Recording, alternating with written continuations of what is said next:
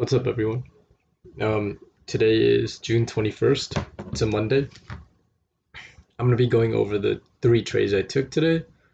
They were on Roku, then I took one on FUBO, and then another one on Tesla.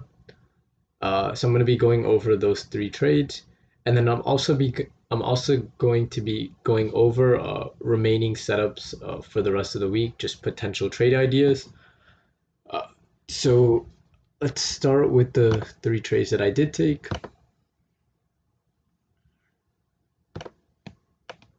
Okay, first trade was on Roku.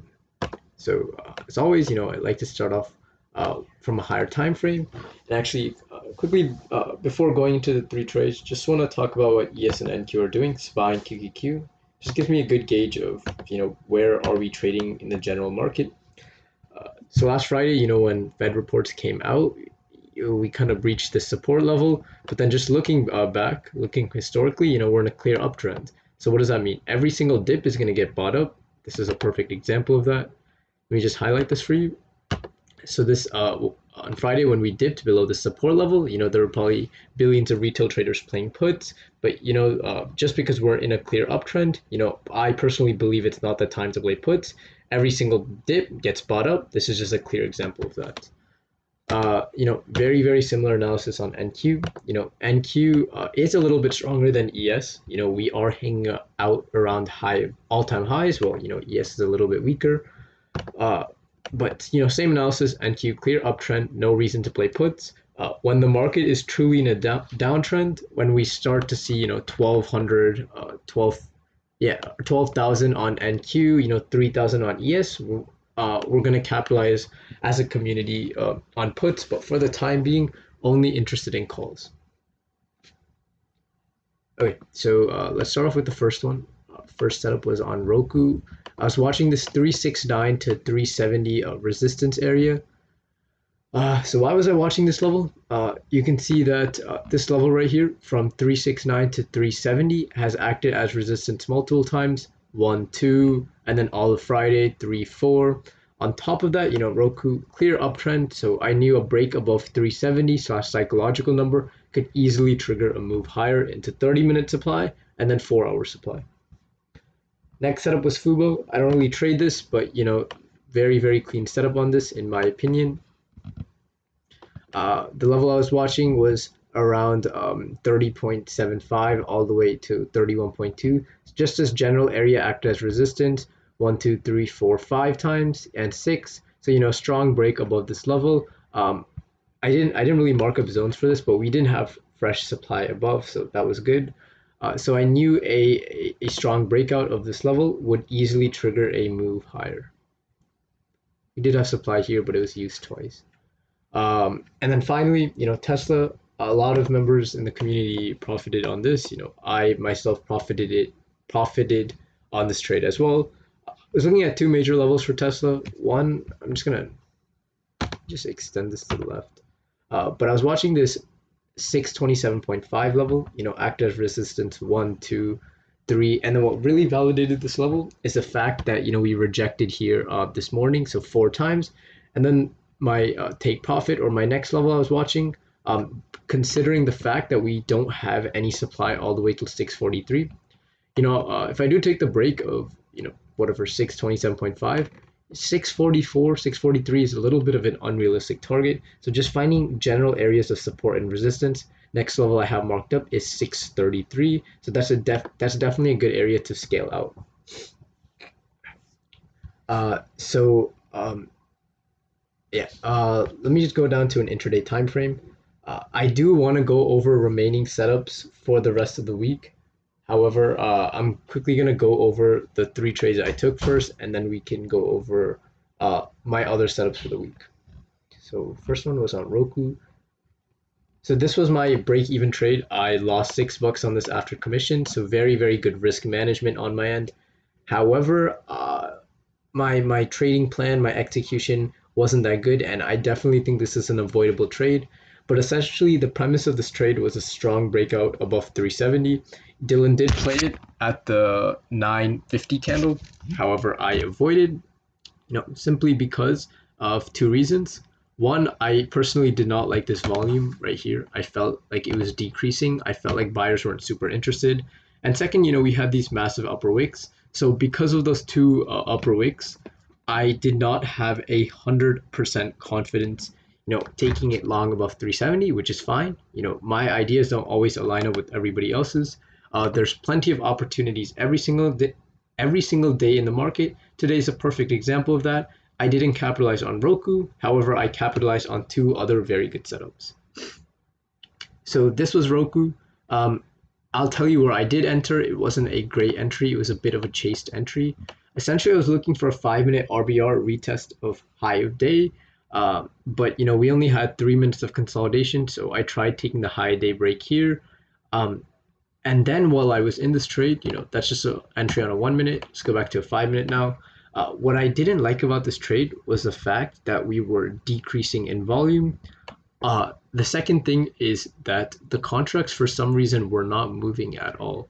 I entered here, I sold up here for a very, very small loss, which doesn't make sense. If the market is moving higher and you're playing calls, 9 out of 10 times, you should be up. But for some reason, the contracts weren't moving. And finally, I realized my entry was horrible. The correct entry, in my opinion, was supposed to be a strong break of 370. My profit targets were actually 375 and 30-minute supply at 379. I actually entered at 375, so I entered at my take profit area. I always stress entering before the breakout and then selling to retail traders who are chasing. However, in this scenario, I was actually the retail trader who chased the move, and I shouldn't have entered here. I should have accepted the fact that Roku is gone at this point. It's already up $4 or $5 from my entry. Might as well just leave it alone. There's always going to be other opportunities. Despite those mistakes, I did recognize the fact that options were moving and I got a bad fill. So I wasn't stubborn. I accepted that in this scenario I wasn't right. So I literally lost $1 per contract. I think I entered at two contracts, I believe at 380, no, 584, my bad. And then I exited them at 583 and a half. So I think I lost a cent per contract, which is phenomenal risk management. I lost $6 including commissions. Bad trade, got a little bit lucky.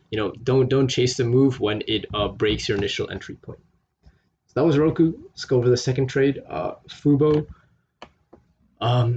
So a lot of things I liked about FUBO. One is the fact that we were showing clear relative strength. Actually, I can actually compare this. No, I'll just stick to this. But if you want to see what SPY and QQQ were doing all day, a SPY was in a clear uptrend. Actually, I think it is better that I go to video because there are some SPY and QQQ lessons I want to cover here. So if I just quickly go back to Roku, you can see that SPY and NQ had the initial dip, but were very, very strong. So I had no problem not taking Roku long here. Next one was FUBO. Unlike Roku, FUBO isn't a huge part of SPY. I don't think it's part of QQQ at all. But I just want to make sure that nothing is too concerning. So I entered FUBO at, I believe it was 1225. And where was SPY in this? 1225 is right here. Okay, so quickly, FUBO. So the reason I didn't take this first initial break, you might be asking, okay, Shrey, we crossed above the 31.2 level. Why didn't you take the breakout here? It's very, very simple stuff. FUBO just came from a $5 move, $4 move up, already up 6% at this point. 5 to 10 minutes of consolidation is simply not going to cut it for me. Wanted more period of consolidation. And then as soon as I saw increasing volume and I saw us forming a nice 5-minute R, B, and R, I took it at the bottom, anticipating the 31.2 break, anticipating the high of day break. And I played 5 contracts. I sized down. One, lately I've sized down a bit just to make my trading a little bit more consistent.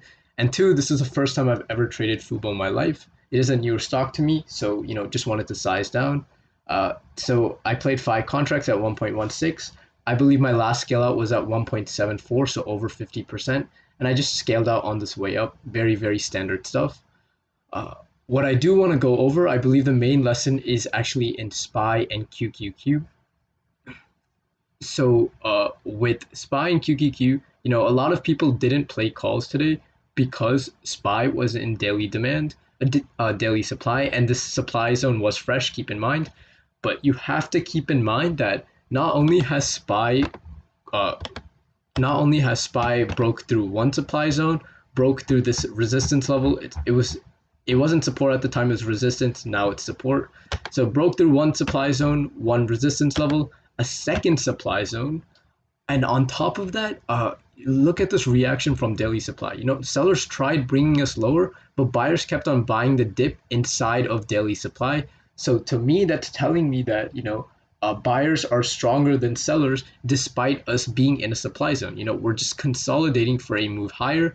So because of that reasoning, I was not scared of the market moving lower just because buyers had proved themselves. We were clearly basing inside of a higher time frame supply. That's just a recipe for a move higher, and that's exactly what happened. So yep, that was FUBO. Very very solid trade from my end. I netted around 27-30% on this trade. I believe I made around like 154. So honestly, it wasn't that much. Simply because I went in with like a $500 position size, so very very small from my end. Just wanted to get a feel of FUBO. Now I know how it trades, so I included it in my watch list. Finally, I took Tesla. Again, I thought this was a very very good trade from my end as well. So I was watching the 627.5 level. Again, I have no interest in Tesla until it comes close to my level. The second it starts trading close to my level, I put together a plan. I look at how the entire market is trading. So it was the same analysis with SPY and QQQ. We were basing inside of 2 hour supply and Q, and we were basing inside of daily supply for SPY. So because of those reasonings, I wasn't scared of supply at all. What I liked about Tesla is the fact that we had a massive move up, massive volume spike. Then we based right above this level, the 624 level, and buyers held value. So I took the 5-minute RBR, anticipating the 627.5 break, anticipating the high of day break. Played 2 contracts at 3.88. As soon as we push through 627.5, this is where your majority of retail traders are chasing, and this is where I'm selling my contracts to them. Entered 2 at 3.88, sold 1 at 4.3. And then what I'm probably most proud of is the fact that the candle didn't close all the way here. The candle closed right next to my entry, but I was patient enough to capitalize this next move up and sell my last contract at 4.95. So today was a very, very good trading day. Despite only making I think it was like 293 or 296 bucks. It was a good amount. It wasn't anything significant. However, my patience, the way I executed trades, except for Roku, was almost near perfect. So very proud of that on my end. And then finally, I'm going to be going over a couple of setups for the remainder of the week. So let me head back to charting.